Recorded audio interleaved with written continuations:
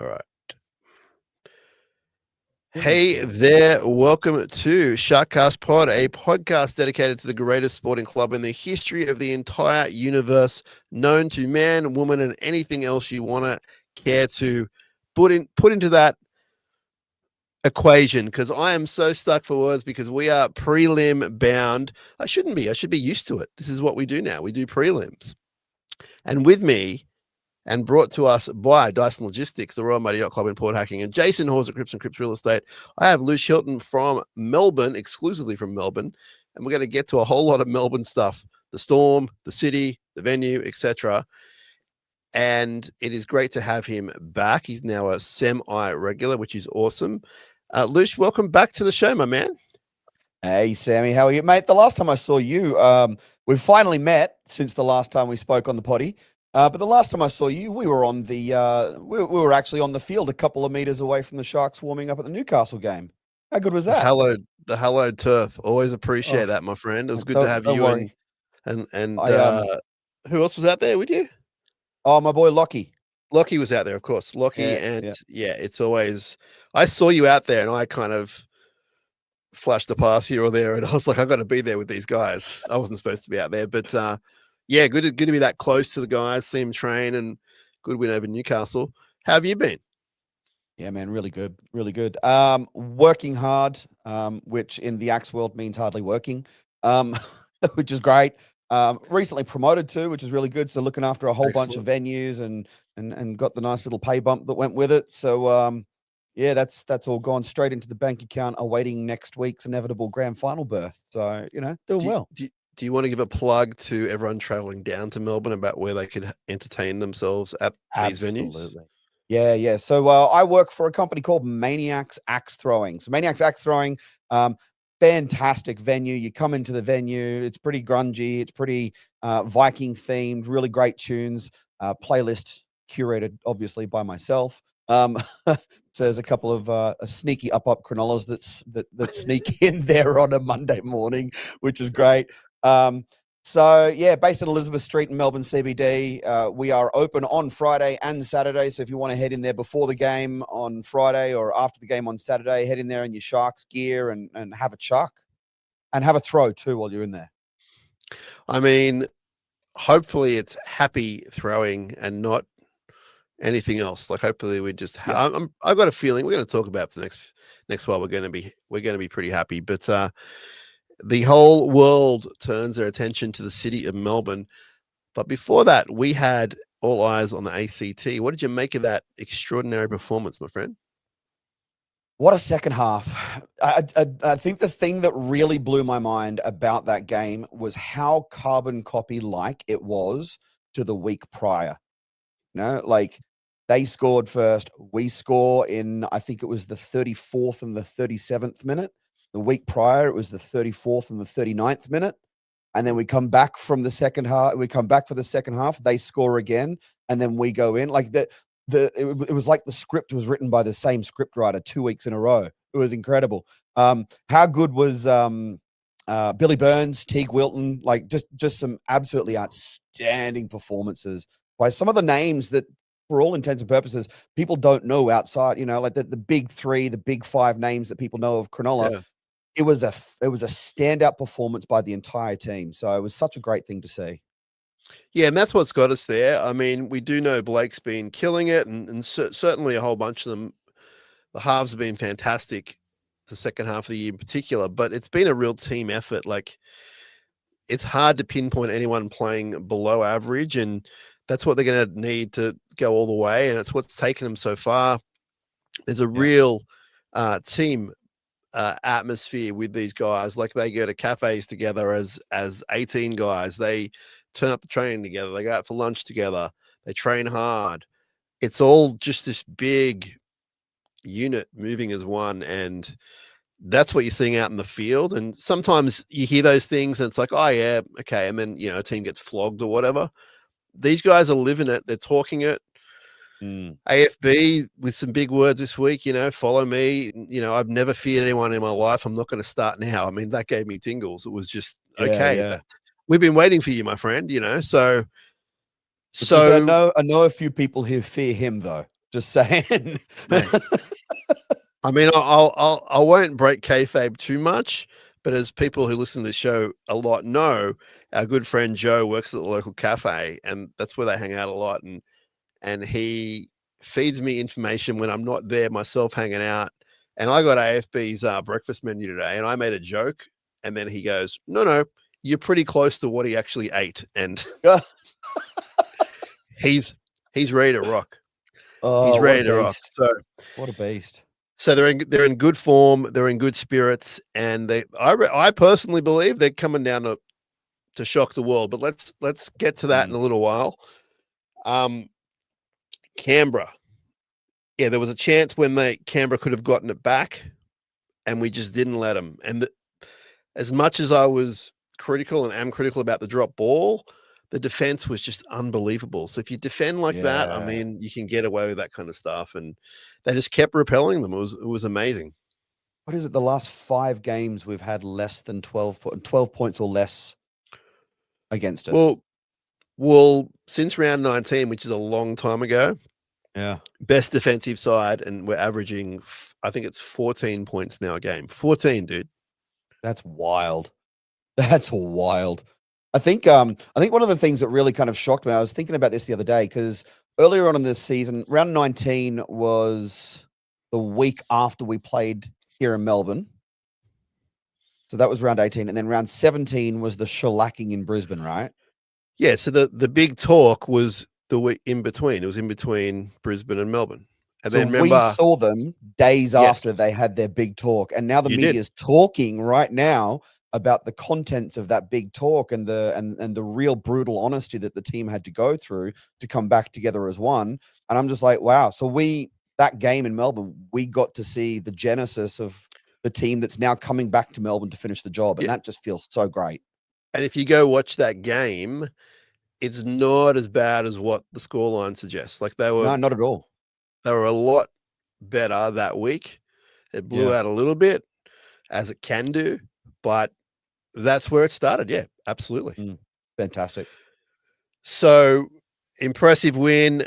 I mean, we had a lot of fans down in Canberra, but it was still hostile. It was still probably 80-20 at least, you'd think. So we're in for that again this week, although as we'll get to, there is a lot of Sharks fans heading down, which is going to be incredible. There's already, and I have to always double check here, there's already a lot of fans in Victoria as well, which we will get to.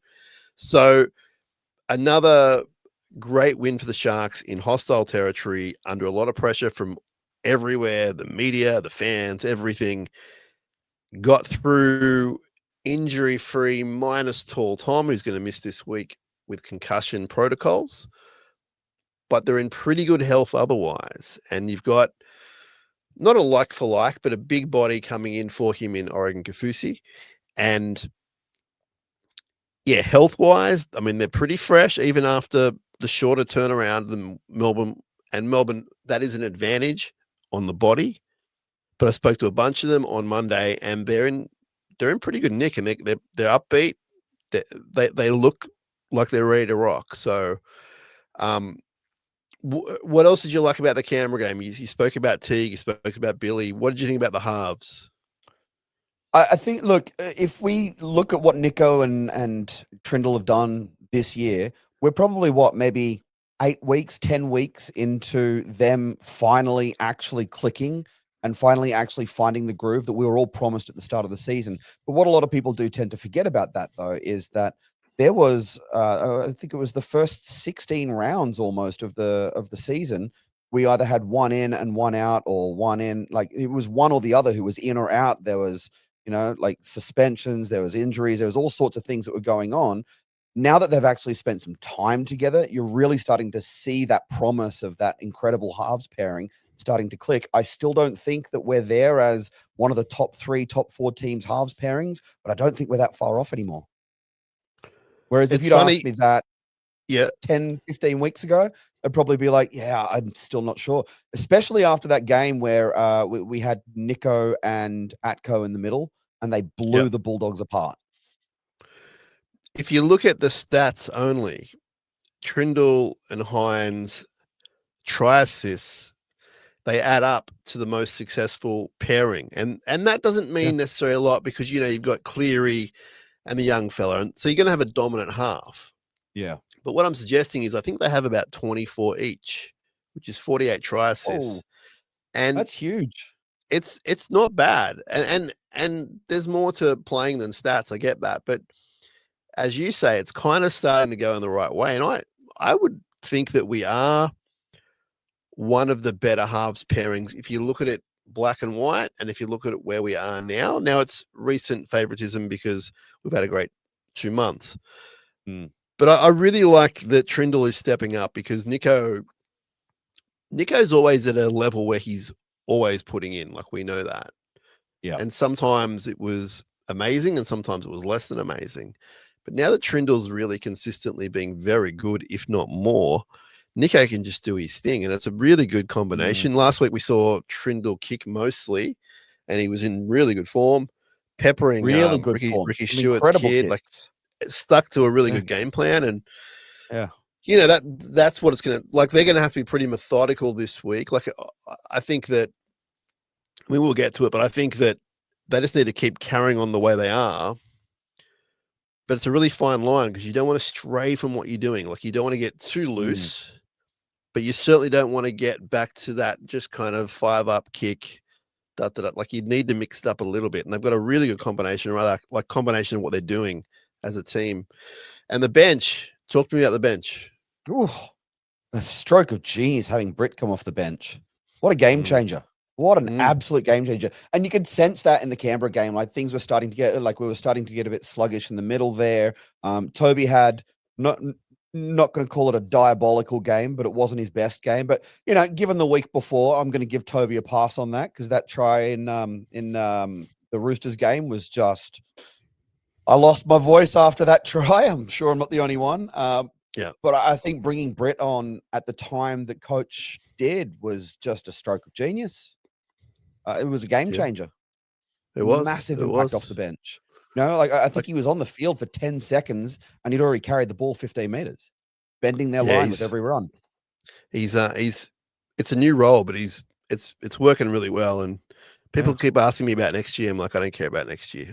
I care about this game, and don't change it. We do have a guest we're going to bring in shortly. We can see said guest, so we will. You stick there, my friend, and we'll get you, bring you in. Canberra, Lush, what else you want to talk about? What else you like out there? I think one of the other things that I did really enjoy was seeing the gang from the SharkCage down here, and the Cronulla Viking, the fin clap. We're not going to call it the Viking clap. It's the fin clap. The Vi-fin clap. I thought that was fantastic. Look, it's just really good to see. Really good to see afternoon footy sold out in a place like Canberra as well, isn't it? Like how good? Yeah. All right. Well, on that note, why don't we bring in our special guest? You've sort of done all that sort of thing. Hopefully, he'll be all ready to go.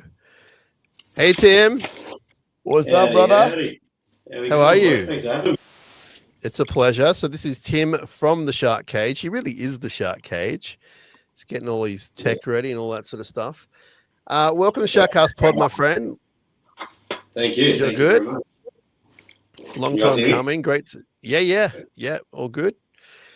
Tim, everyone's seen you on TV with the drum, and we've heard you at the ground. We want to get a bit of backstory for you, my friend. When did you first start supporting the Sharks? What kind of era? What age? Well, yeah, it's obviously been a lifetime thing. I'm 25 now, so it's sort of I say die hard and knowing what's going on. Probably to 12 years old, I'll say. And so, what year would that have been? Do the math for me. That was 12 years ago. Is that right? 2012. Oh, okay. Oh, that's a good year to start, my friend, because you missed a really bad period. 2009, 10, 11 was just like diabolical. Although you did get 2014, so you have lived it, which is awesome as well. But 2012 was was that kind of Luke Lewis time, and we started to make the finals, and then 2013 we gave it a it's not memory, but yeah. go bad, but And is your family into it, or did you sort of go rogue and choose them, or? Nah, the old man's a Sharkies fan, so that's sort of roped into it, I guess. But thank God I did. Does he ever enter the SharkCage? Yeah. He's a big part of the SharkCage, which is awesome. Oh wow. Okay, that's cool. Okay, so 2012. So you didn't have to wait long to be. I really don't like you, Tim. You didn't have to wait long for a premiership, dude. That really annoys me. all the heartache. I've got a grey beard now. Before I started supporting the Sharks, I was never grey, and then it took. So yeah, that's awesome, man. Wow, 4 years and you got a title. Tell us about your grand final experience. Where were you sitting? Did you go to the game? I should ask. Yeah, of course we were there. We were right in line with the Fafita try. Stop it. For everyone else not knowing if he got the ball down or not, it was right in front of us. So we definitely knew we sort of scored them, and the rest is history. What an awesome memory.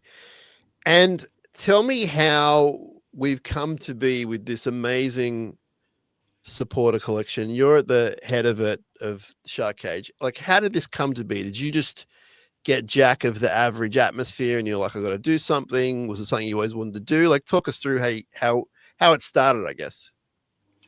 I've always grown up playing and watching a lot of football, like soccer.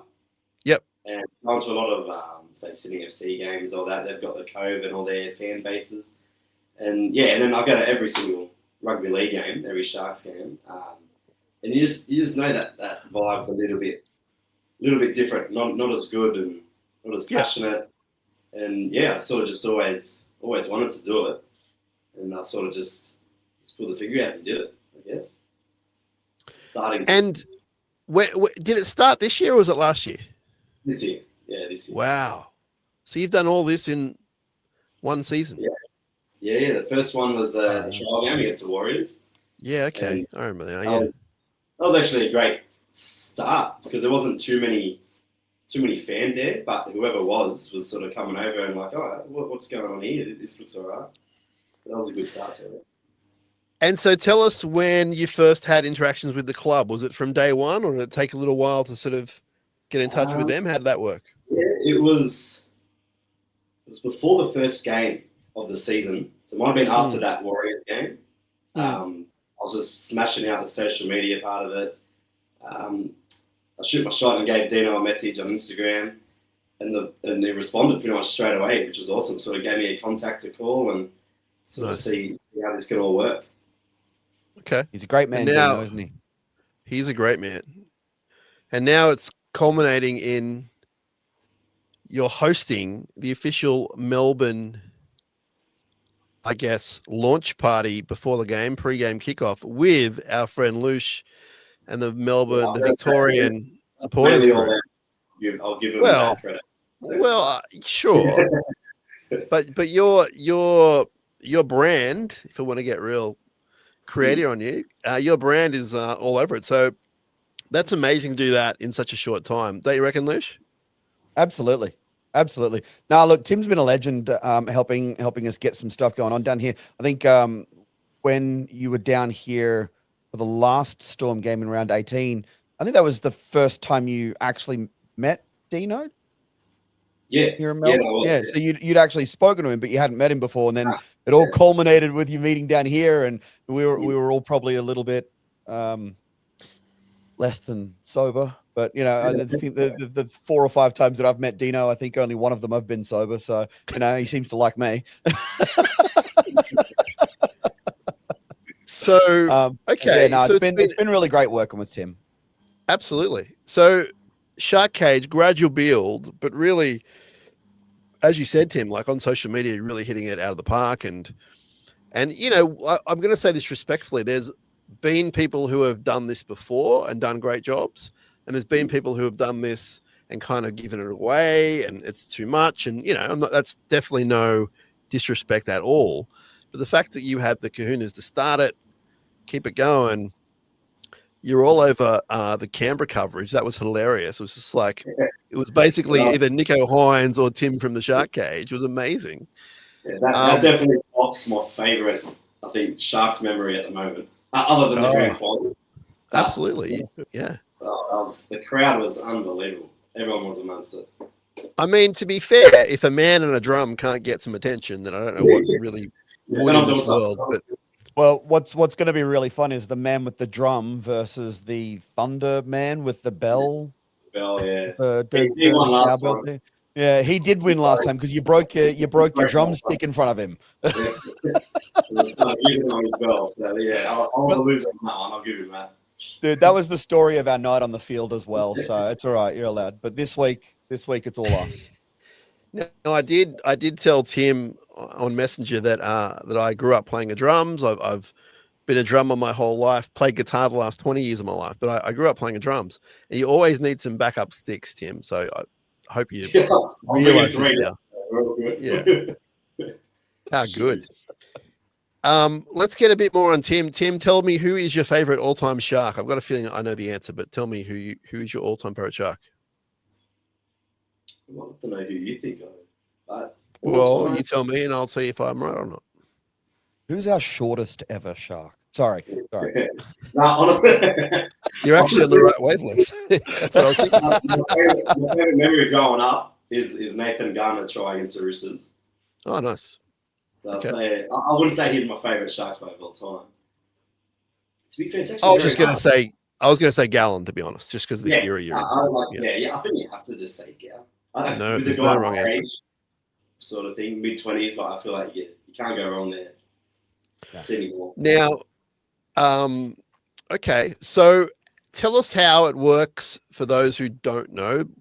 Obviously, Lucia and I know how it works, but give a rundown for people. There's thousands of people listening right now who love the Sharks. Some get to the game, some can't because of location, etc. How does it work with the SharkCage? So you rock up, you tell people where you're going to be. Obviously, you got the drum, you got signs, and people are free to hang out with you. Is that how it works? Yeah, absolutely. No, anyone's welcome. Sort of, you see the whole setup and just grab what you want and stay with the crew and start chanting and just have a great time.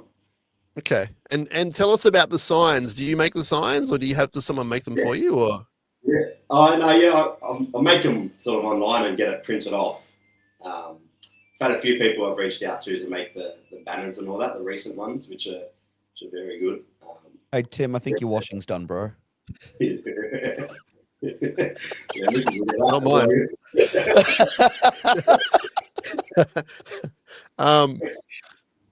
And I've lost my train of thought because of the bad guy in the middle of us, Lush. Something to do with putting the washing in the dryer. No. Signs, banners. Oh yeah, tell me about the players' reactions, because we've seen, you with some of the players and some of the big banners you have, etc. And just tell us about the players' reactions and are they seem kind of pretty blown away by it. Yeah, it was so obviously been doing it from the start of the season. The sort of when they do come over to the fans after the game, they've noticed it. They're like, "Oh, this is awesome, man!" But it actually wasn't until the Melbourne game when I was with you guys with the meet and greet. That was the first time I saw it properly meet and greet and all that with the boys, and got the drums signed and all that by them. And they took that extra minute to sort of just ask, "Oh, what is this? Like, what are you doing?" We've sort of seen you every week. What's going on? Just telling them about what I've been doing, and and it's sort of just stuck like that. Now they're fully amongst it. That's cool. It's very cool. I mean, I think the closest we kind of had to this at this level was the CWSC back in, gosh, I guess that was like late 2000s, like 05 onwards sort of thing, mid 2000s maybe. And they were really, run by some really influential people and did really well for a long time and to their credit, hung around for a long time. There's been other supporter-based groups, of course. But what about, tell us about the fan reaction, Tim? Like, what's it like when people just like, it seems like people want to be part of your group now, which must be a good feeling. Yeah, I tell you, it's actually pretty awesome, man. Like, the amount of new people I've met. Now, honestly, outside we go for a beer and all that as well. So it's actually awesome. And it's sort of good. We grab a lot of the kids with it as well. Like, they're the ones that always want the signs and and the banners, and now we've got a good group of boys and girls. I just want to get amongst it and starting new chants, and everyone's starting to learn that, which is pretty awesome. And I don't want to get like too dramatic and emotional, but like that's what makes like lifelong fans. Like I remember when I was a kid, there were people doing similar things, and I wasn't necessarily a part of that, but I always remember it. Like I remember these guys with the giant flags, in the early 90s and that kind of stuff. And I remember, going with my brother when I was super young, and they'd sing songs and all that sort of stuff. And it's something you remember, and it's part of the experience. It's part of the game day experience. And I'm sure the Sharks won't mind me saying this. We were crying out for it. We've already sort of hinted at it already on the show. Like it can be a flat atmosphere if the team's kind of, a bit mid-table or losing, etc. Like people just sort of go, oh, well, I can't handle this. Whereas I'm of the opinion, like you, Tim, it's like this should be like EPL. Like we should be singing and chanting and clapping and doing all that stuff for 80 minutes. Like I know it's hard to do, but that's what I would love, and that's why I really encourage what you guys are doing, and I encourage people to get involved. I love the fact that you're it's kind of open to everyone of all ages and demographics and that kind of stuff. It doesn't exclude anyone. It's very inclusive, and that's really cool. It's really important. Tell us about the drum, and I'm imagining you going into the sheds for the song. Is that what happened? Yeah. That was pretty cool. It was mainly Ronnie Mulatalo. I sort of just offered him to take the drum in. You guys take it in, sing the song and all that. And the next minute he comes over and got me into the change rooms, which is pretty awesome. Was that your first one, the first time you went in the change rooms with the drum? Was that when Lockie and I were up there for the Newcastle game? No, it wasn't the first time, no. Okay. There's been a couple of times now, which has been awesome. And we have to tell everyone, like it's a very small area and not many people get in. That's why. It doesn't mean you're better than someone else, but it means you're in there for a reason.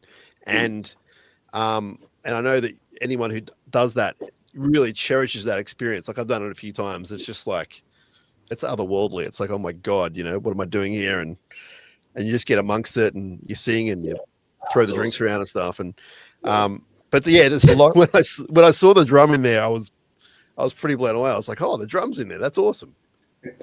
It's an awesome atmosphere in there. Everyone's just all for the love and singing that song with all the families, the players, and the mates. Amazing. Excellent. I tell you what really took me back about being in there, because Lockie and I, as Melbourne-based fans, the idea of being in the change room was like, Dino hooked us up when we were up there for the Newcastle game, so we went in with Tim as well. And what I was actually really impressed with was how much of an absolute locker room enforcer Andrew Fafita still is. Yeah. Like he still calls the shots in that locker room. And there was a moment there where he's like, right, we've sung the song. Everyone put your phones down. If I see any of you with your phones out, you're going to, and then that's when they sing their unofficial anthem. Which we can't talk about. Yeah. Really, really cool moment to be a part of that and see that happen, especially for fans who only ever get to see their team play once a year from a different state. So like for us, that was like, whoa, this is incredible. It was such a moment. Yeah. It's sacred ground, and the three of us have been blessed to do it, and we're just giving listeners the experience. We're not like trying to make everyone feel bad or whatever. But you're right about that. They're very serious about their own little song, and and I've done it a few times. The last time was in Newcastle this year, and someone kept their phone up, and everyone was like, "You're going to get into trouble." And then I can't remember who it was. It might have been like Darren Mooney or someone just went down or you're out. And then the guy went, oh, sorry, man. It's like, come on, bro. There's an etiquette here. Don't push your luck. It's like, the soup Nazi or whatever. Don't push your luck. Come on, don't do it. Wow. Okay. So let's talk about Melbourne. And that's what we're here to talk about. The big event happening at the Pink Lemonade, which our friend Luc has made popular. They must love you there now, Lush, with the extra income every. I tell you what, the bloke who runs the Pink Lemonade, I was talking to him earlier on 2 days ago when we were booking this, and I'm like, hey, man, we might have to go from 50 people to 100 people. And I messaged him again yesterday. I went, hey, there might be more. And he's like, what's going on? I told him, I'm like, hey, while we're here, any chance for the day we can call it the Black, White, and Blue Lemonade? What did he say? Very funny. I'll see you on Friday. Who knows? We might rock up there, and there might be new colors out on the porch lights. So, in all seriousness, do you have a figure of how many you're expecting? Because I'm expecting more than what you're talking about. We're expecting about 200 people. I reckon it might top that, my friend. There's a lot of people coming down behind it as well, and they've posted all about it. I think, I'm getting excited. Yeah. You might have created a monster. I know that there's a few Melbourne fans who are talking about, "Oi, that's our pub, bugger off." Really? I'm like, not this week. It's not, baby. Wow. So, one of my fun things to do when we go to Pink Lemonade, because this is the 5th year we've gone to Pink Lemonade. One of my fun things to do is to stand right at the front of the gate and just boo at every Melbourne Storm supporter that tries to walk in. Half of them turn around and walk away. But if there's more than just me booing them this weekend, guys, if it's more than just me, they might all bugger off. So run it through us, boys. It's a unofficial 2:00 kickoff, but the club is saying 5:00. So you want to be there by 5. We're going to be there at 2:00. We're going to be having some grub, and then we're probably going to get started on the Brookvale Unions. I hate the fact that I'm drinking something with the name Brookvale in it. It's not good. Not good. No, it's a good drink, but you're not. Yeah, it's not a good thing. Yep. What I need is Shark Park Union. All right, come on, someone do it. But yeah, so we're going to be there, and we're going to start coalescing around the area at about 2:00. From about 4:30, 5:00 is when we reckon most people are going to arrive, and then official proceedings will start at 5:00. The team has now put it out on their EDM, on their mailing list, and on social media and all that kind of stuff, which is really exciting to see. I think they're sending the mermaids over, which is going to be great. They're going to come hang out with us for a while. And I believe when we leave the venue at 6:50 with Tim banging the drum and 200 plus the rest marching behind him, I think the mermaids are going to be there at that point with us, walking across to Amy Park. But for anyone who doesn't really want to go to the pub, which for the record is also family friendly, they do allow you to bring your kids in, by the way. And we're all good. Like Sharks fans are actually some of the nicest fans in the league. Ask anyone, they'll tell you. We don't swear at all. We just call people bananas and goofballs. Yeah. But for anyone who doesn't want to go to the pub, we're going to coalesce out the front of Gate 2 at Amy Park. And then we're literally going to enter into the gates, get our tickets scanned, and then from that point onwards, we're going to march down to our seats with that drum absolutely hammering while we walk in. We're hoping that by the time we're walking into the ground, the Storm players are on the field doing their warm-ups, the Sharks players are on there, doing their warm-ups, and we're hoping that the Sharks players seeing that kind of gives them a bit of a lift. Oh, it definitely will. It definitely will. And I'm hoping it scares the absolute out of the Storm players too. There was a similar thing for the Panthers game last year in the prelim, and they called it the Shiver, and it was organised by the NRL and the Sharks, and it was the Gallon Train or whatever it was called. Yeah, right. And then I think maybe the train got cancelled because the public transport. But everyone did walk in together, and I think the great ET let everyone in. Actually, there were no mermaids, just the ET man. And so it sort of started like that. It's like an NRL. I think Chucky, the photographer, who's a mad Sharks fan, he was behind that because I spoke to him about that and we promoted it a little bit. But then it all kind of went haywire with public transport. But this is a similar thing. The Sharks Shiver from the Pink Lemonade. This will be better. This will be awesome. Instead of ET, we're going to have TC. So, there you go. There you go. Just as handsome in my eyes. Wow, it's going to be awesome. And Tim, talk to us about the game. What do you think is going to happen? Give us don't just say we're going to win. Like, tell me why we're going to win. Give me, you've seen this show before. Talk some footy to me. you know, you definitely seen the last. Since that Bulldogs game, there's just something different about it. Like just the defense, it's just turned it on, which is awesome to see. But they got the hunger for it. You can definitely see it. You can just definitely see it in the socials that they're posting training wise, and just the look of them, and they're looking good, man. Who's your current go-to as far as favourites, Tim? Who's your favourite current Shark that you just love? Like, is there someone you really love? Yeah, probably Ronnie. Ronnie, yep. Just love him giving stick to the opposition, and it's my type of player. Yeah. And also, he's playing unbelievable. He is. He's really backing it up. He really is. I feel like he's gone to an elite level. He probably hasn't. He's probably been close, but not quite there. But this year he's been absolutely fantastic, and even with the giving lip stuff, he's even managed that to become better and good, well timed, and he sort of now knows when to back off a little bit. And he's going super well. He's fast becoming a Mick Ennis level pest, which is incredible. Yeah, that's good. He's the pest that everybody hates, but they want on their team. You know, absolutely. We need him to do it. You know, like as tough as we've been the past 2 months, like you still need one of those guys to just remind everyone that you're not going to get pushed around. That's my number one thing I love about this team is they're not getting pushed around anymore. They're not putting up with any crap. And when you do that and you play hard, the results are there. Like I love it.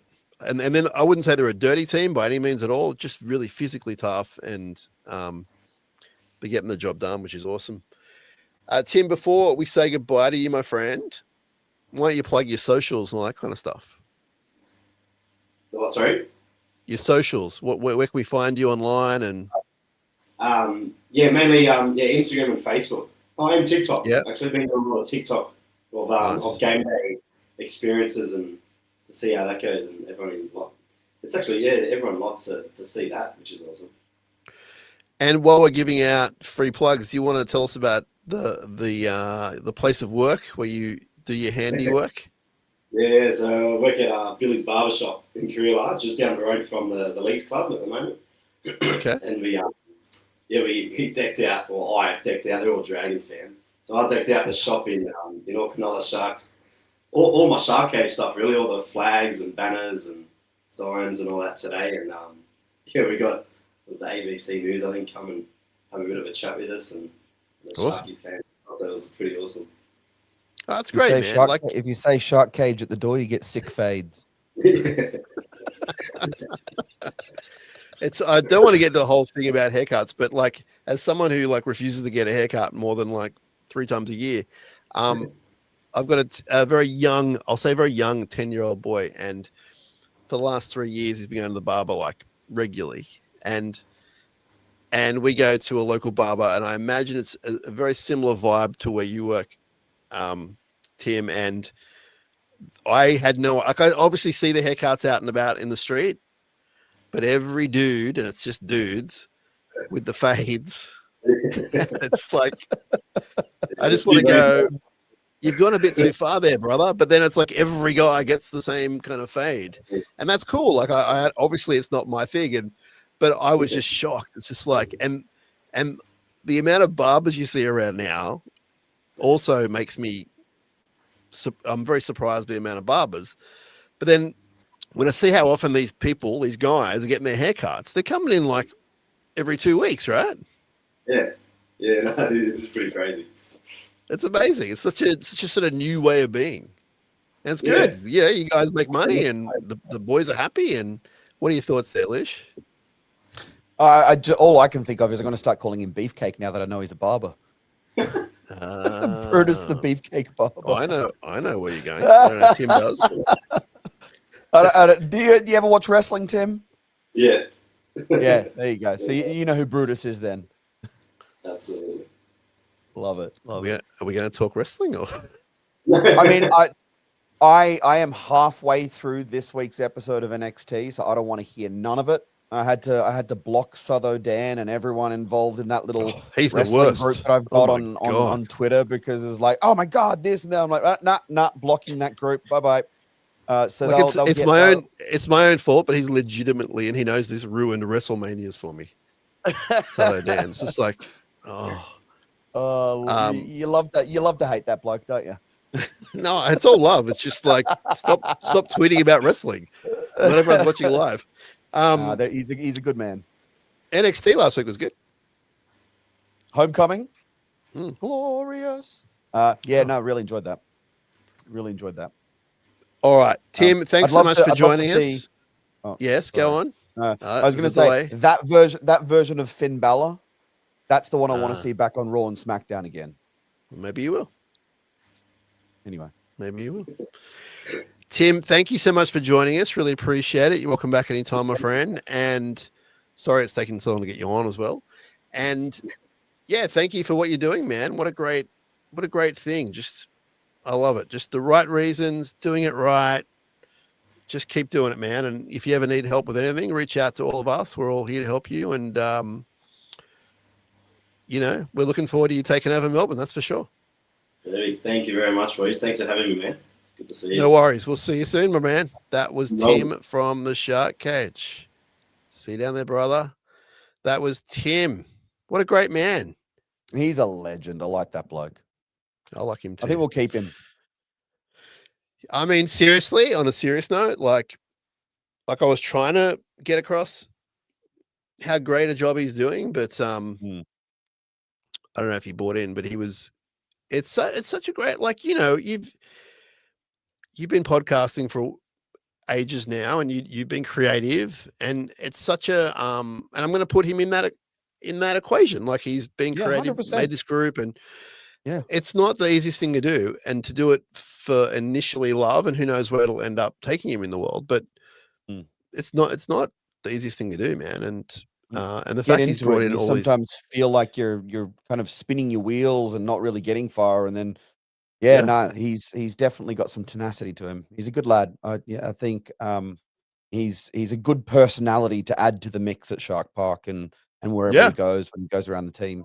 So and I love the humbleness, and I love the fact that he's a good fella, and he makes it all pretty family friendly, and it's cool. Like good on him. And the club were crying out for that kind of thing, because we have had the CWSC, we have had the Shark Tank, we've had a whole bunch of those things. I'm not the best person to talk to about that stuff, because I just forget all the different groups. There's so many of them.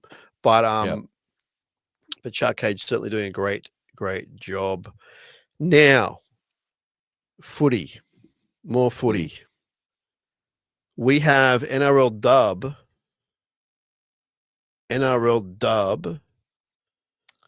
on Saturday night. Prelim against number the Roosters. 2. I was thinking earlier today, Lush, I was like, man, club's doing so good. It's like, wow, we're in 2 prelims. When was the last time that happened? And I went, it was last year. So they're obviously doing better than I think, and it's a big battle for them. It's probably a harder one than the Storm for the men's team, like the women's. But they've had Anessa Biddle, and they have had Quincy Dodd added to their squad. Now, I can't guarantee they're going to play, but they're in line to play. And if they play, I think that really, obviously it helps us, but I think it really evens it out a little bit. And, the Roosters did a number on us, I think it was 2 weeks ago, but that game, we had our spot locked up, and they were playing for the minor premiership. We had some injuries. I'm not really worried about that. This is a new week. We almost we should have beaten them in the grand final. Like, we should have. There should be no storyline. Like, we should be the defending premiers. We're not. I get that. But I really think they can give it a good shake this week in Gosford. Yeah. Look, I think that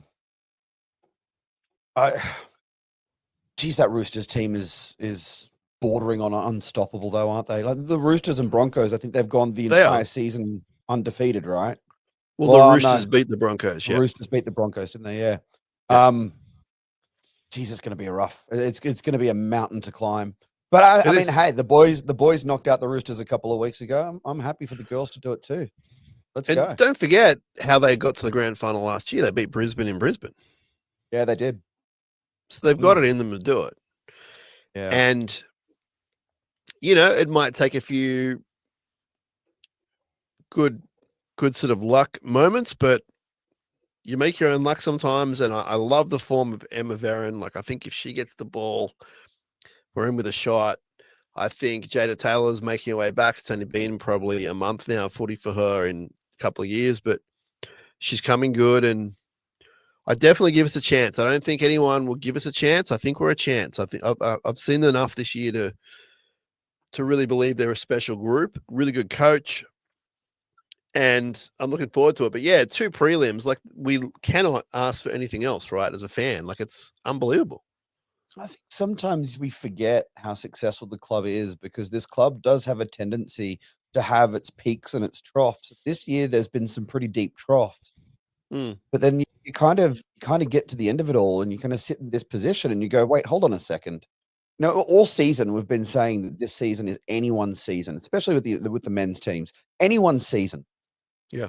But when you have a look at the last 4 teams that are left. 3 out of the 4 teams that are left this year were 3 out of the 4 teams that were left last year. Yeah. And we're one of those 3 teams. Yeah. Like, guys, we're a top 3 team consistently at this point. Yeah, there's a number of articles out this week, which I said it on one of the shows this week. I love the fact that we're one of the last 4 standing because there's just so much content out there. Like, no matter what you think about the NRL media, there's just a lot of stuff. And there was one today about Fitzy.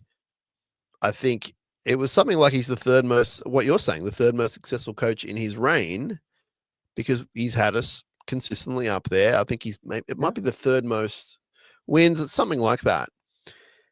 And I think it's just Bellamy and old mate from Penrith ahead of him. Like that's pretty good company to be keeping. But you're right. Like we can fall into this problem of, we conceded 40 points in 2 or 3 weeks and that's not good. And he's supposed to be a defensive coach and that kind of thing. But it's a long year, you know, it's a long year. And these things sometimes happen. I'm not sort of saying that there's any reason that we should be losing against the Broncos when you're leading by 20, you know, with 20 to go or whatever. I'm not saying we should lose to the West Tigers, et cetera, et cetera, et cetera. Can't rely on the bell. But we did. And from those losses, the coach spoke about the lessons. Everyone said, stop talking about the lessons. But now he's throwing that back in our face going, here's the lesson. And then you saw it firsthand the first week of the lessons. And then it's just been happy days ever since. You know, it's so funny because like everyone's been complaining about the lessons. Oh God, another Fitzy bland blah kind of press conference. It's like, but now those same people are saying, Fitzy coach of the year, maybe? Yeah. You know, like the guy knows what he's doing. And I'm happy they're saying that. I'm not going to be like, you said this, you can't, like, I want everyone on board, but but I do want them to realize maybe just, and we all do it, like you do it, I do it, but just hold off on the negativity after a loss or after 2 losses even, you know, like it's like, okay, stuff happens. Yeah, they should be better. Absolutely. And we can be as critical as we want, but to the depths of some minds, it's just like, he's got to go. He's got to go. Yeah. Or that guy over there. Even this year, people were saying definitely that even this year. Yeah. But what about this one? And I know this is a different argument, but we can't win a comp with Will Kennedy. Well, we're 2 games away from winning a comp with Will Kennedy. And it doesn't matter. Like, I'm not saying like give him a 5-year deal. I'm not saying he's the best fullback in the comp.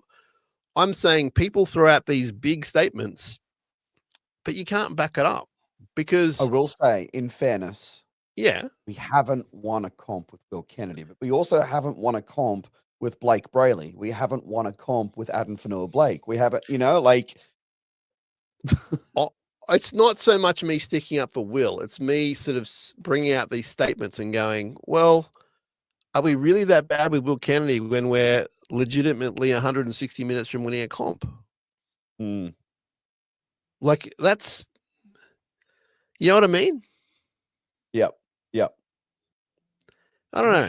It's- I think I need everyone to chill sometimes on the kind of, not the negativity, but the real like intense, I know better than the coach, that guy's got to go. And it's just, Yeah. sometimes it just kind of, it just sort of bores me a little bit. And I'm not saying everyone has to be all happy and sweet and homerish. It's just, there's a difference though. Because back to our point, third best team for like 4 years. Yeah. And There's 17 teams and we're the third best. Take that a couple of steps further. 3 weeks ago, we beat the team that came third. 2 weeks ago, we beat the team and eliminated the team that came eighth. Last week, we eliminated the minor premiers. Yeah. The Storm, it's just another team. Let's just steamroll them. Now, for the people watching, Tim's hanging around, and Tim's made a comment. He said, "People saying all year we can't win a comp with Kennedy, Hines, and Trindle. Do we need to? Should we just bring Tim back in and be polite? Let's just bring him back in. Hopefully he's dressed or something." Sorry, There he is. Sorry, man. Usually we say goodbye to people. Usually we say goodbye to people and they sort of go and do their washing or whatever. But when you send that comment, I'm like, oh, he's still there. But your point is, Tim, they're saying it about a few players, like, oh, Nico's no good. But now Nico is good. And it's a fine line because I want people to be critical. Like the show I do, we need criticism. But it just sometimes it's just so out of control. And these are the really great moments where you're like in a prelim and it's like, well, no one can really say anything about anything. I mean, it'd be a different story on Saturday. Things don't go to plan and we can take that apart. We hope it will go to plan, but they've come so far. It's a really great story. It goes back to the coach. It goes back to the admin staff. Like it's a real team effort. But what I want to do, boys, is I want to get through a bit of mail and you boys can help me out with this. So we'll get through some mail and we'll just have little chats about it. And hopefully I can do this in a quick and good way. Neil has written to us. Neil said, I'm a very proud Sharks supporter today. I felt like everything was going against us in the first half, clawed back and led at half time. Canberra had all the possession, good field position. We kept turning up for each other. Well done to the Sharks fans at the ground. Their chants and singing warmed my heart. I love being written off. No respect, underdog attitude the players are using. Fitz has got us humming nicely. Storm in Melbourne, no doubt, will be underdogs again. Win and we're in the big one. This ride is so good, I don't want to get off.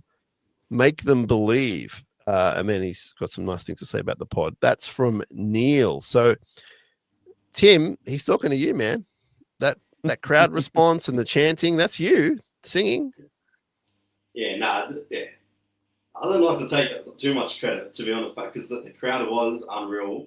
Just everyone just got amongst it from the get-go, even before. Absolutely. It was a great crowd, no doubt about that. That is from Neil. Thanks, Neil. Appreciate all your support. Hey, Tim, how hard was it to get everyone motivated to do the fin clap? Yeah, I like that. The fin clap, I like that. To be honest, it wasn't hard at all. I just put on my hands. Put on my hands, and then I knew what was happening. I got to say, it must be so frustrating for them as fans to have like this thing that they call theirs, even though they ripped it off from the Minnesota Vikings. But anyway, it's their own thing. My heart sort of saying this is a bit slack. But no. I'm not saying that, Tim. I'm saying it must be so hard for his fans though when they legitimately were beaten by a better team.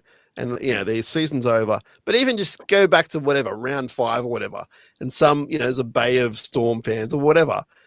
Everyone's going to do it every time. Like, they're probably used to it, but it must be so, like, I would hate that as a fan. If that was us and we had a thing and then we lost, I would hate that. Well, we kind of do have a thing, and I don't know, like what's our thing? The thing when the goal kicker is like every time. every Melbourne game that we've had down here. Like, we're doing this, and all the fans like, and they're doing other things with their fingers at us, and like, No, but it's I a think our thing, right? I think if a Melbourne fan did that to me on Saturday night, the finger thing, I'd be like, okay, whatever. But if I had something as strong and well known as the Viking clap, and that was thrown in my face, oh boy, Yeah. I'd be walking out of there pretty quick. So Brock's written to us. Brock said excited about Friday night.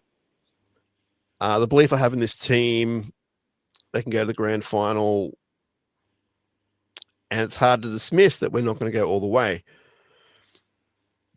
I work with a guy who's a Mad Shark supporter, and he's probably even listening to the podcast, but not someone who'll write in. He's very good at picking results, and he's got a feeling about whether the Sharks are going to win or not. And he's right most of the time. But against the Dogs, when no one said it, he said they'd win by 13 plus, and they won 24-6. In the semi-final week 1, nobody tipped us. He tipped the Sharks by 10 and said the score would be 22-12, and it was 20-10, as we know. And then what's he done? Then he said they would win by 20 points exactly against Canberra, and they won 32-12. That's 3 from 3. So this is outstanding for starters. He says the Sharks will win by 10, and the score will be 22-12. So there's something, if you want to run with that. I'm not telling you to do anything with it, but I've got to believe this is all factual. So he said a lot of bandwagoners are jumping on the Shark train now in our area. He said, we'll win this. I've got a good feeling. We'll be playing the Broncos in the grand final. And then we can start planning our grand final party next week. Let's go Sharks. We've got this. That's from Brock. So Brock with the person that can see the future, his mate at work. What did he say? 22-12. Hey Brock, I'll take that. Can I have your workmate's number, because my tab account is not looking very good right now. 22-12. Sharks win. There it is. Thank you, Brock. Appreciate that. Real question that Brock brings up there for you, Sam. Who do you want to play in the granny next week? Oh, dude. I want to be safe about it, and I want to say the Broncos. I really do. Yeah. Even though the Broncos are a great team, I think they're the safer option. However, we all would love to beat Penrith and be the team that beats Penrith. But I feel it's a bit risky. It's a bit more of a hurdle. What about you, Tim? My laptop's on 1%. So oh, no. He's not a charger. Not a charger guy.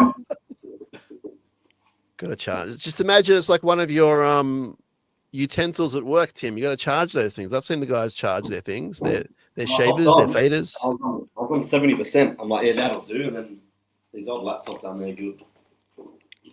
Who do you want to play in the GF? If you pop away, you can always pop back in.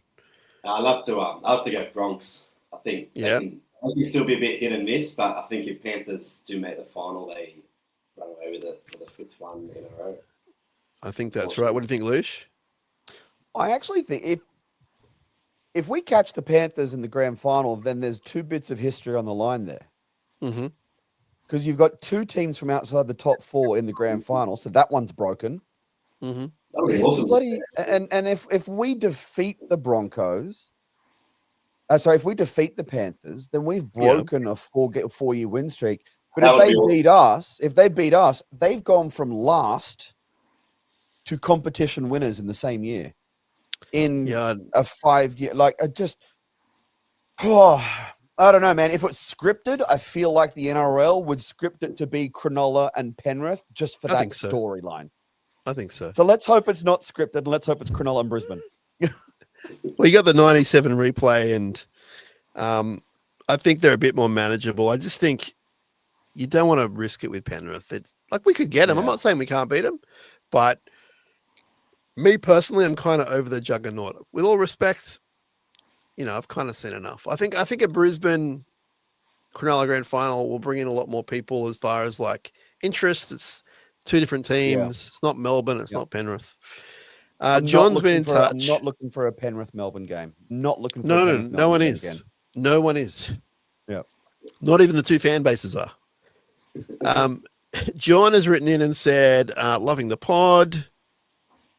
Some very nice things about the pod. Thank you very much. And he gives RCB, our friend, a bit of praise there. Reflecting on our success and how little credit we get, the smallest club in the NRL makes finals 9 out of 10 years and wins one comp. Most others would kill for that, a bit like Green Bay in the NFL. Loving the season 25. I always believed. Cheers and thanks for what you do, John. So some love there, and he's pretty happy with the fact that we're such a little small club, but we're doing such giant things. I mean, it can't be said enough, right? Little engine that could. I love it. The little engine that will. Yeah. That's the kind of club I want to follow. Like, I'm not saying I couldn't do with a few more bucks around the place and whatever, but it's much more fun supporting a club like this than a giant, I would imagine. Yeah. Yeah. Because you can have that in your back pocket. Hey, look at us, you know. Panthers What's that, Tim? Yeah. Wouldn't Panthers fans be a bit tired of this shit? Oh, Tim, that's your only swear word, by the way. Yeah, sorry. That's okay. They're not tired of it. No, they're not tired of it. From what Luch told me, we've done well. That's your only swear word so far. So.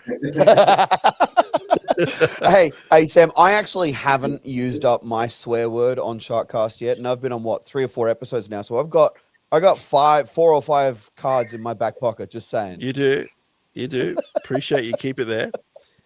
We've got people listening from that uncensored GoPro footage that I had the cam on me for the Canberra game.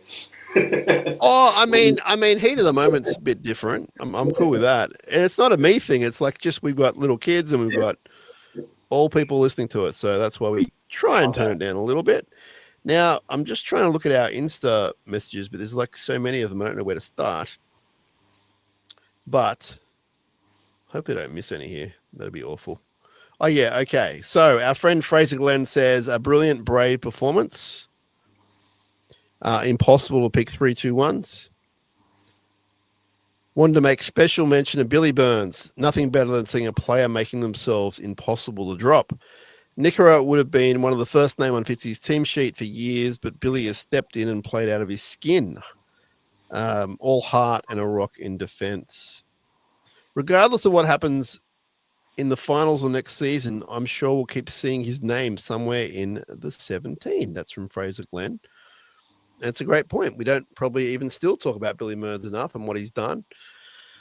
And he is keeping an international on the bench. The good thing is, though, the international off the bench is playing out of his skin too. So Lucian and I covered that a little bit. Tim, what do you reckon about Billy Burns? He's got to be one of your favourites at the moment.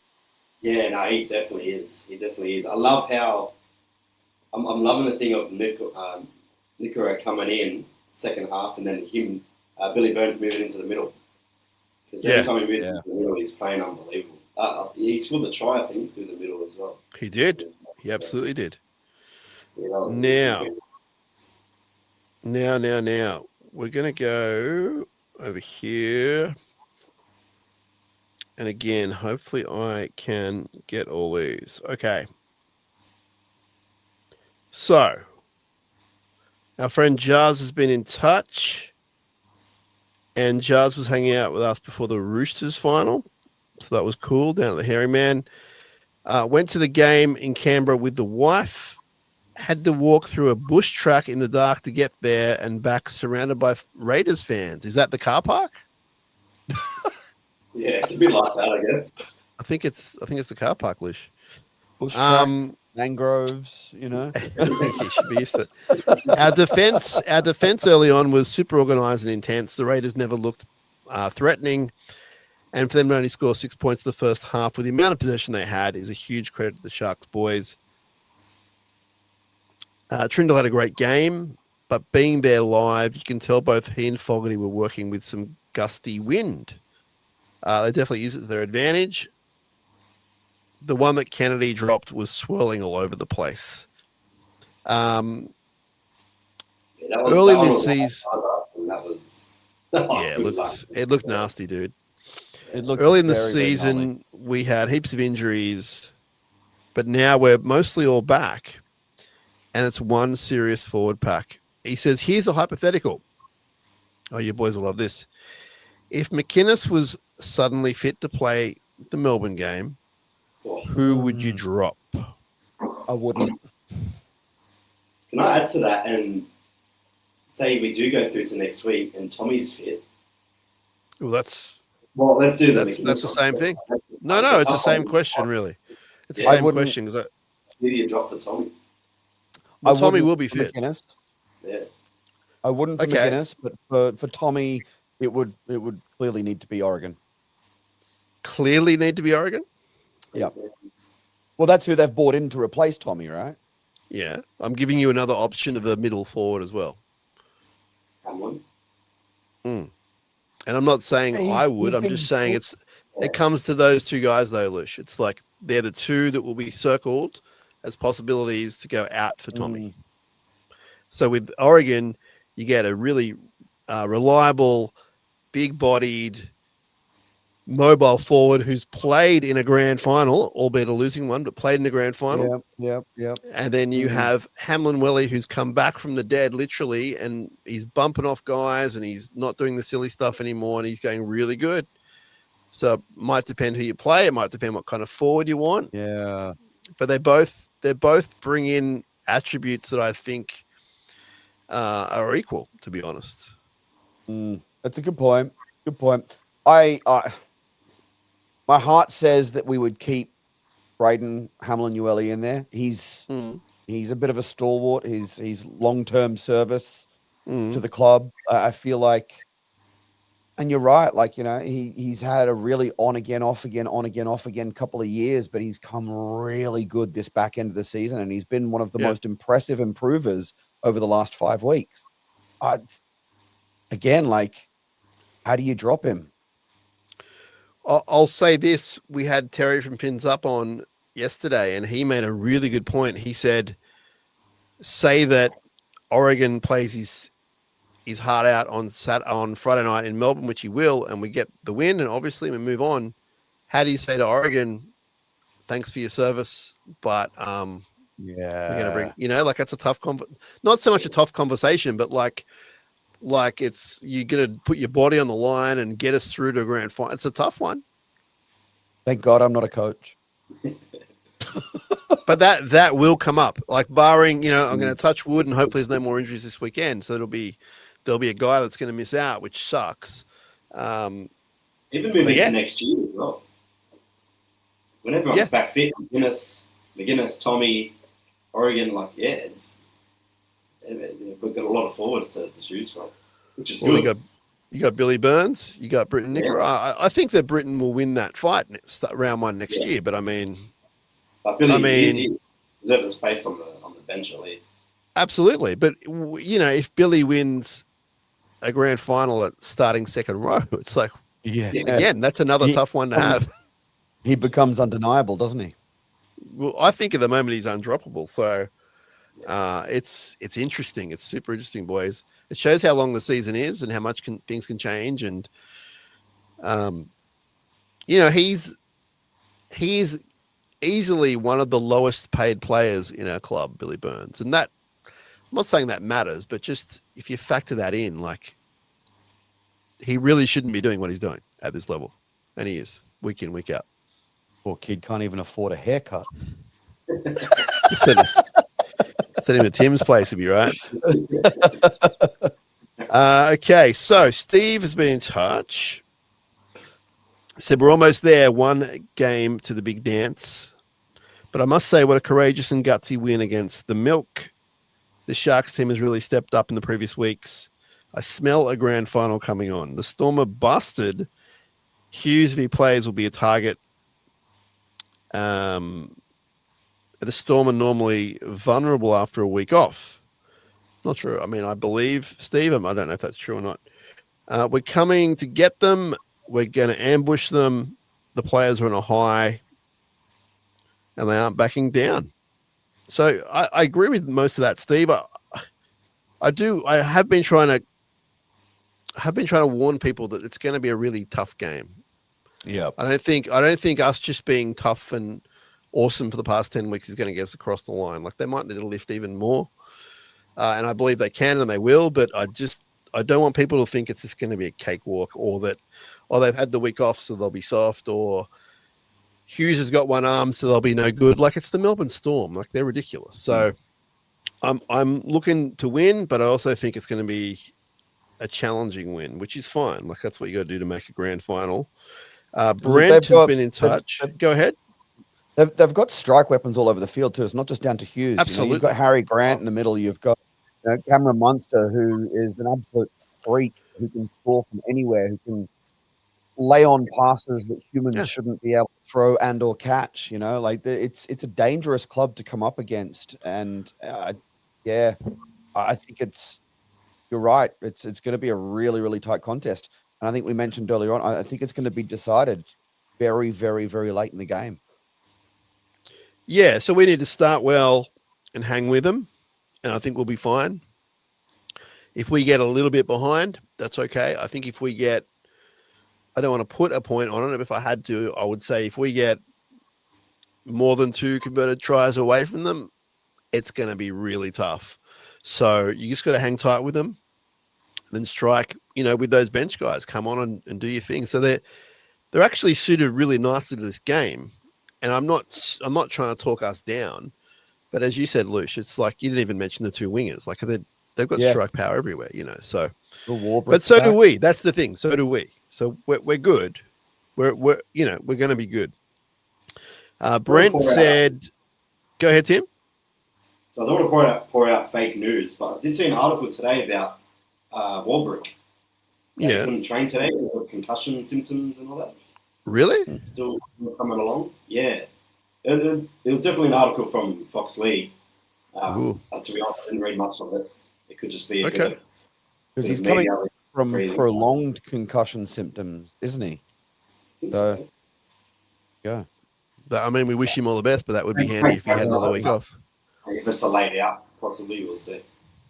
Yeah, that'd be good. Let me get to Brent's email. He said, "I like what the Sharks are doing. This is what I was getting about earlier in the year, playing like this. I'm very happy right now with these guys. They have a huge task this week, but they can do it.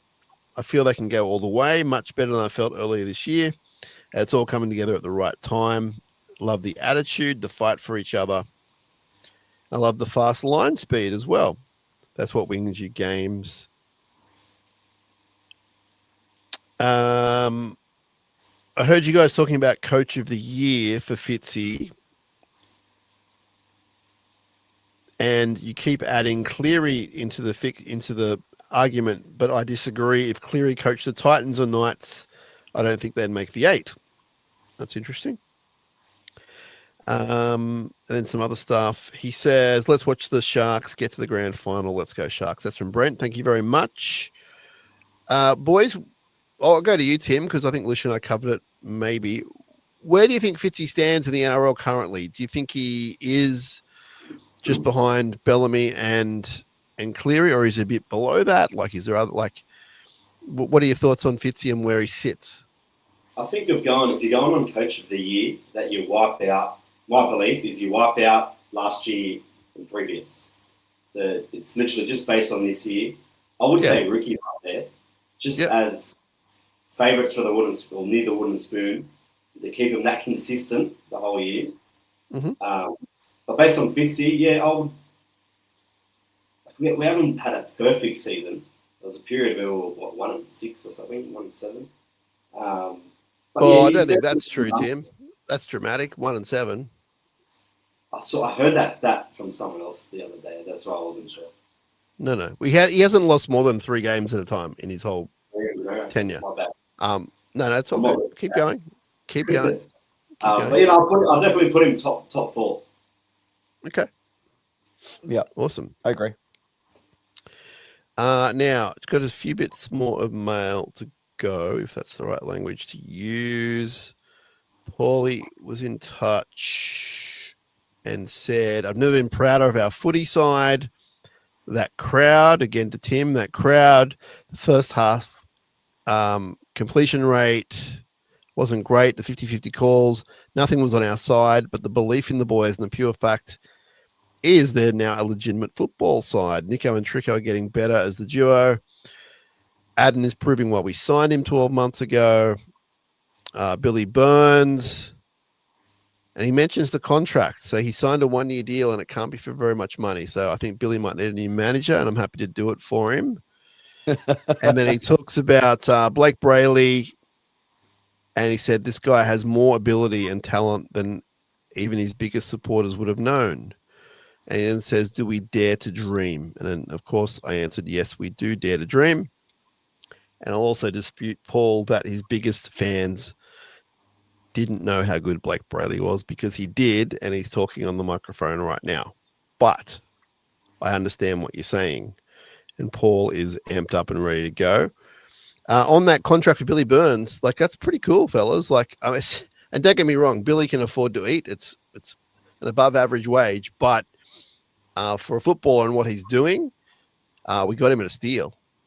Yeah, we did. And we're cool. It's cool. Yep. No, he's a weapon. He's an absolute weapon. I think he's a great addition to the team. I think he injects a little bit of youth into a really experienced team, and I think it's showing. Like, I think having the leadership around him that he's got in the middle of the field there, I think is really going to do nothing less than improve his game and improve his career. So yeah, no, he's a great addition to the team. I'm very excited to have him. Now, I can't remember if it was a 1 or 2 year deal, but either way, other teams can talk to him in the near future. Would you guys, we'll go with you, Tim, would you be looking to lock him up again as soon as necessary?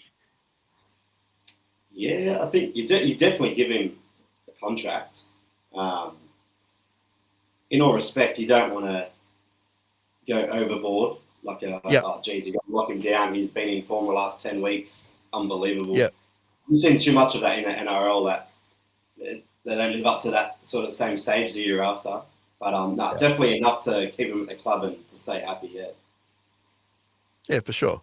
And he's a real spirit amongst the team as well, I've noticed, and you guys would have seen it as well behind the scenes. Like, he's not one of the quieter guys. He's not one of the more, timid kind of in the background guys. He's very much part of the crew and pretty lively country kind of guy. And yeah, he's going great.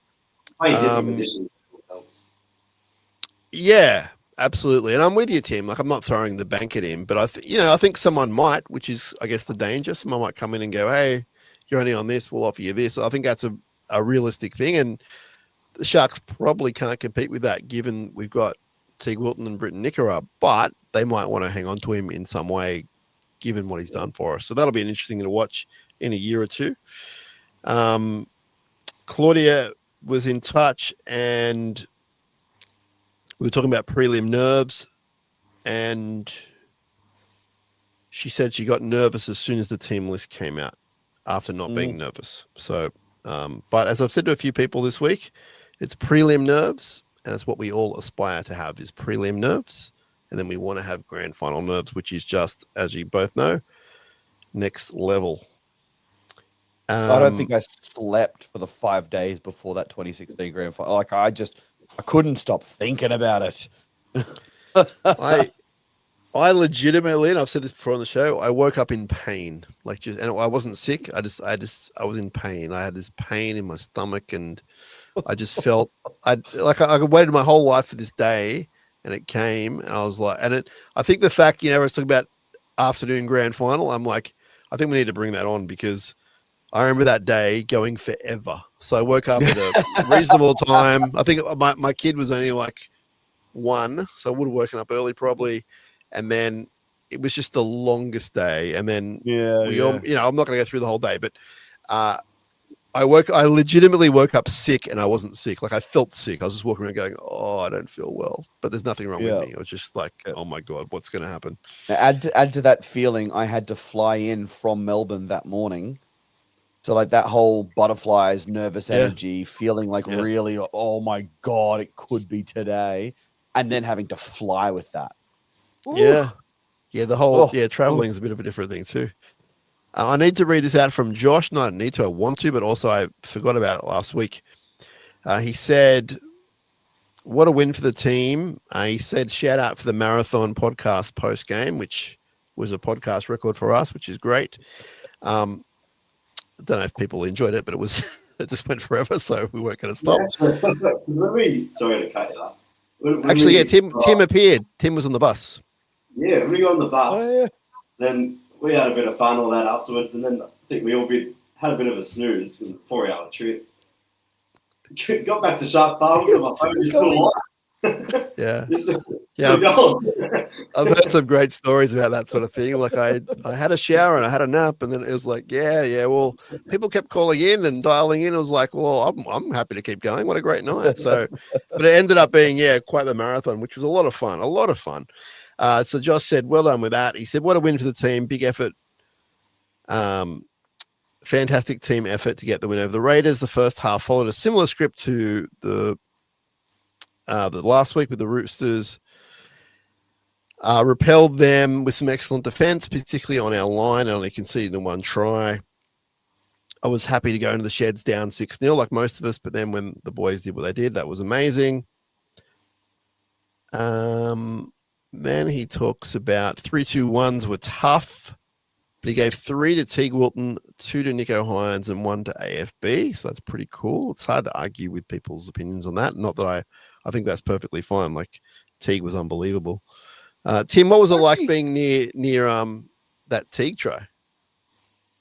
Oh, I was actually in shock because you could just see that you could tell Tricky was going left to someone just run it, keep him in the corner, let's just squeeze him in. Yeah.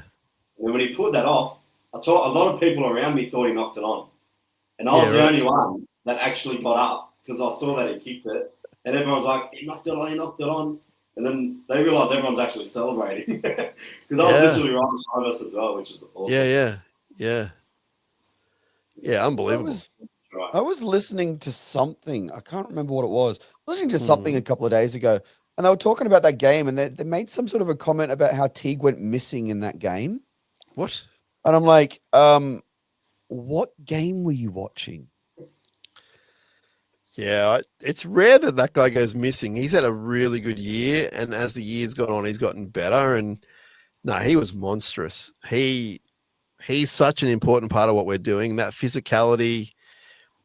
I mean, maybe they're not watching the whole picture because his kick pressure is unbelievable on the halves, and he is firing really good. I love that guy so much. Josh also says, so proud of the team. How they handle themselves when things aren't going their way. I'm filled with so much belief in this team at the moment and really like our chances of beating Melbourne this week.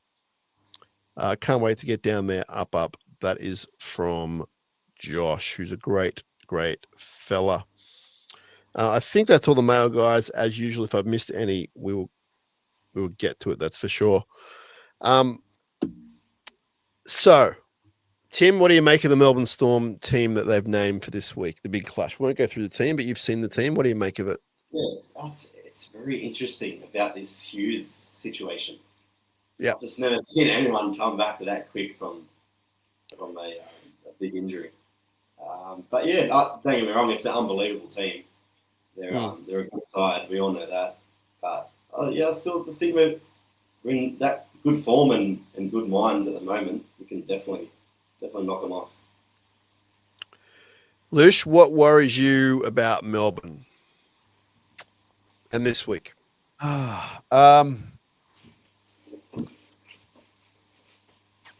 Grant is literally everywhere all the time. And we got to watch that little pest, and we got to get on top of him every second he has the ball in his hands. We can't let him break tackles. We can't let him bend our line. We just can't let him move around the way he does. We've got to keep him quiet. I think us having a successful outing at Amy Park relies on us keeping him really, really quiet for the game. lots of kick pressure, lots of rushing up in defense. Don't give him seconds to get the ball out of the ruck. Like, get up there and get right in him.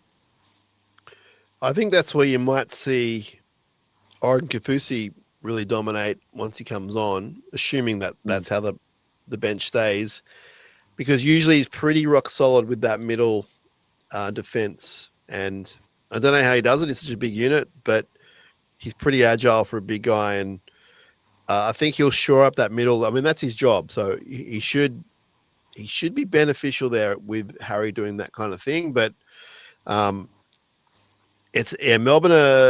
they're good all over the park, but you're right. It does kind of start with him.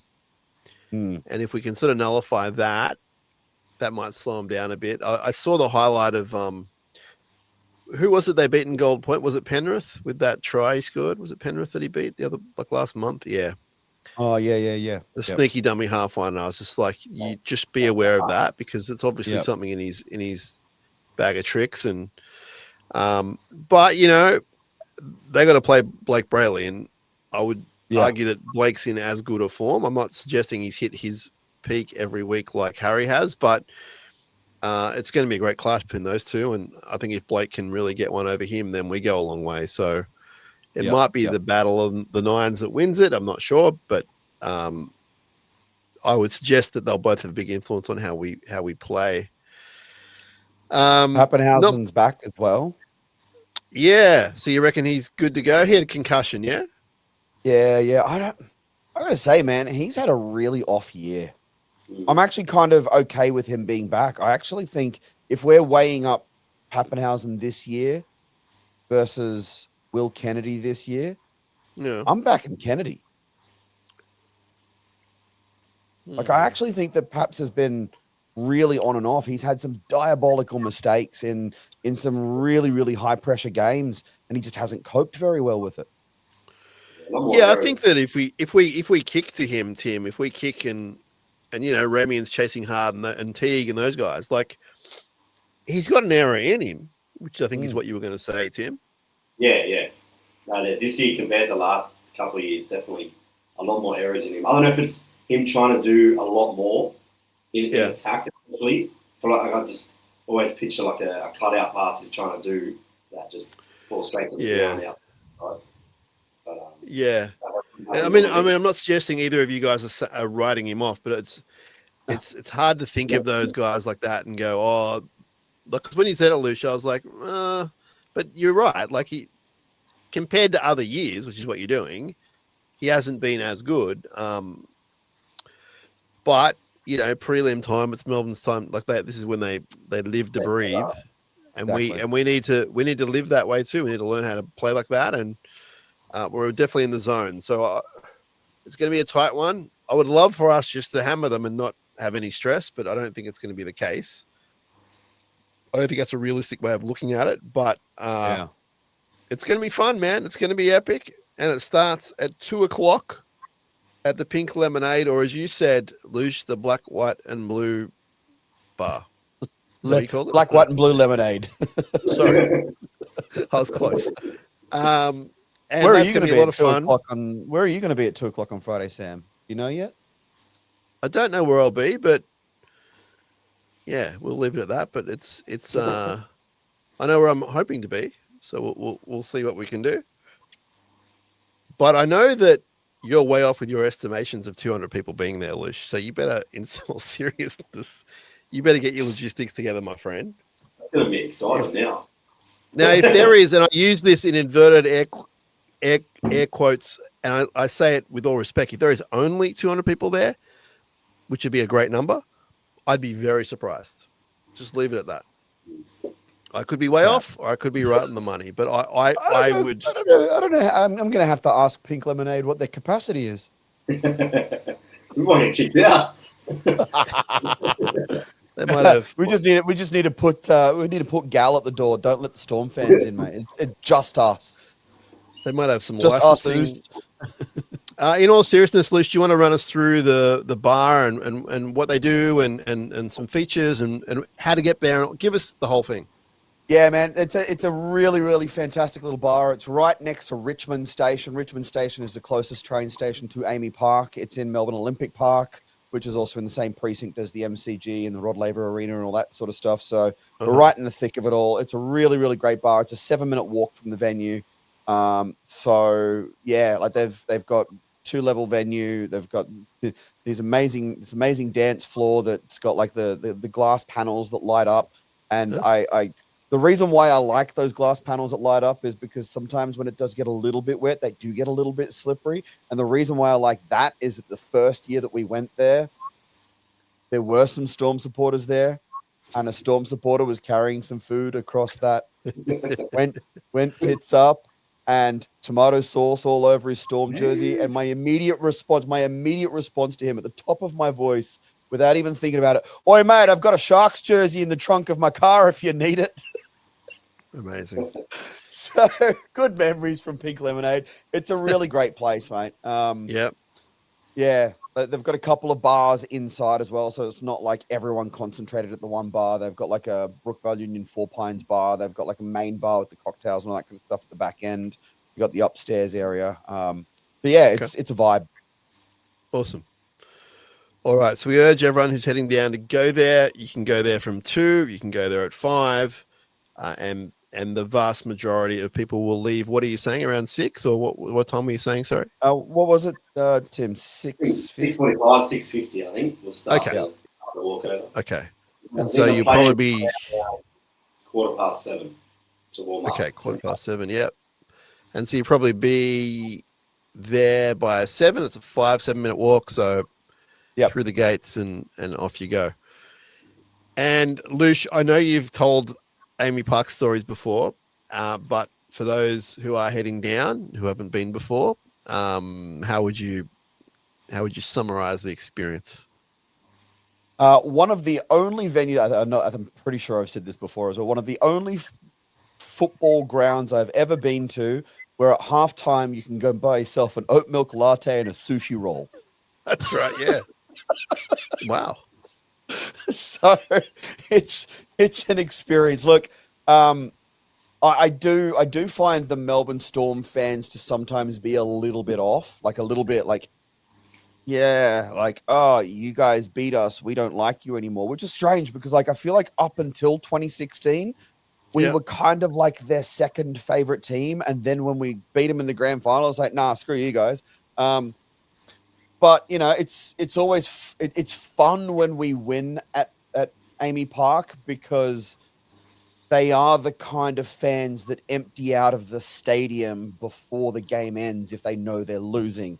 And those are the moments that give me so much joy, singing them out, up, Cronulla, as they're walking out of it's fantastic.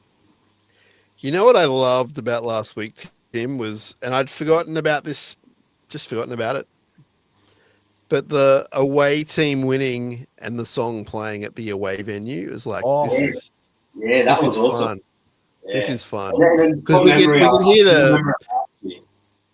Yeah. I mean, I think it's always been a thing, but I've forgotten it. I'd forgotten that happens. And we could hear the crowd through the TV singing up Cronulla. I was like, it's awesome, you know.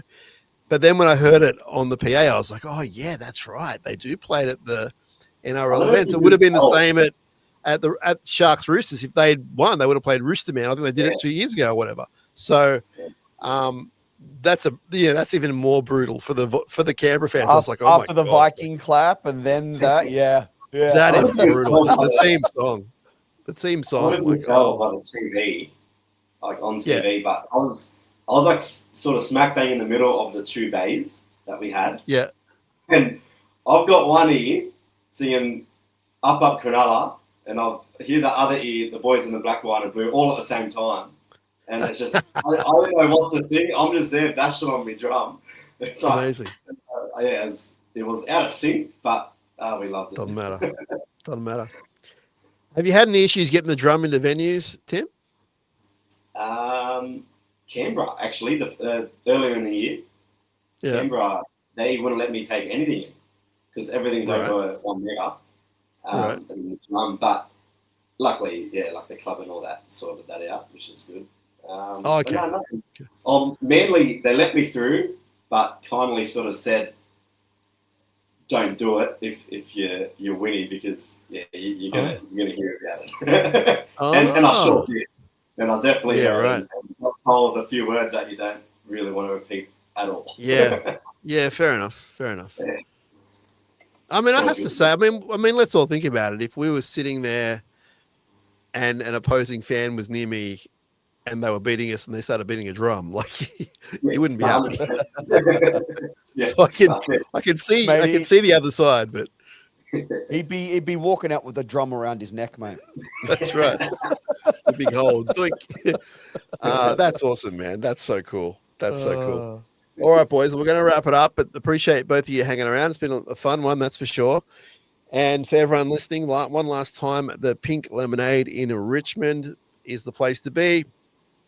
Lucian and the crew will be there from 2 club activities from 5. So it's a club endorsed thing, which is amazing.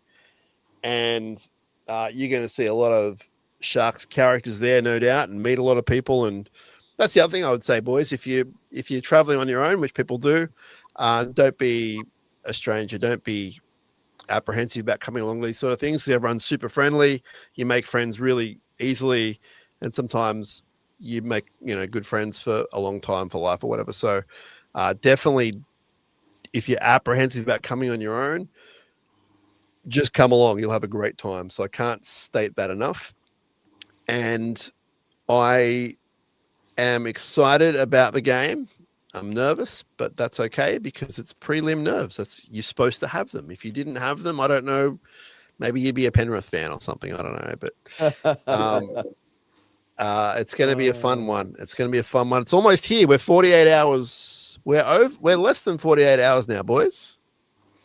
So by now in 48 hours time. I was just going to say, this time in 48 hours, we're going to know if we're going to a grand final. Yes. Oof. And that raises all sorts of other issues about ticketing and do I get my tickets now, Lou? Should I wait till Monday? I know. But I mean, bearing in mind, the lower bowl of the grand final hasn't even been opened up for general public sale yet. So there'll be a lot of tickets. Yeah, absolutely. Yeah. That's a good problem to have. I look forward to having that problem. Sold out Amy Park first, though. Yeah, that's exciting. Both venues this week will be sold out. And fun fact, did you know that the sections that sold out the quickest were the Shark supporters bays? Yeah, awesome. They were the first section to go.